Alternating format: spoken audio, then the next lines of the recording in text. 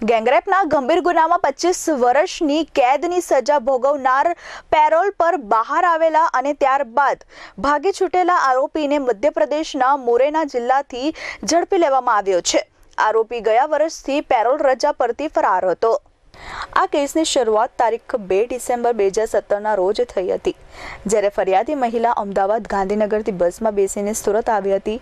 રાત્રે સેન્ટ્રલ બસ ડેપોના ભાગમાં બાકડા પર બેઠેલી મહિલાને રામુસિંગ ઉર્ફે માલિયા સિકરવાર અને છોટારામ ઉર્ફે છોટો કુશવાહે મળી પોતાની રિક્ષામાં બેસાડી અને સરથાણા વિસ્તારમાં આવેલા પોતાના નિવાસ સ્થાને લઈ ગયા હતા।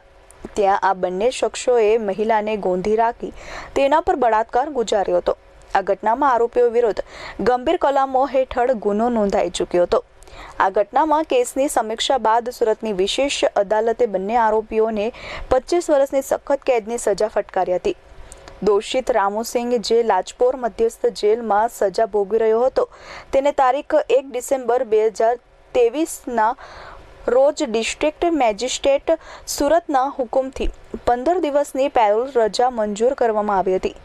17 ડિસેમ્બર સુધી જેલમાં પરત ફરવાનું હતું, પરંતુ તે સમયે હાજર ન થતા તેની સામે પેરોલ ભંગનો ગુનો નોંધાઈ ગયો હતો અને તેની શોધખોળ શરૂ કરાઈ હતી।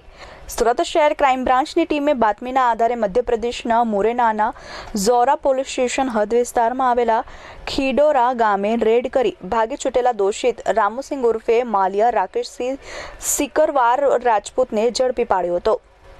Bureau report S24 news Surat.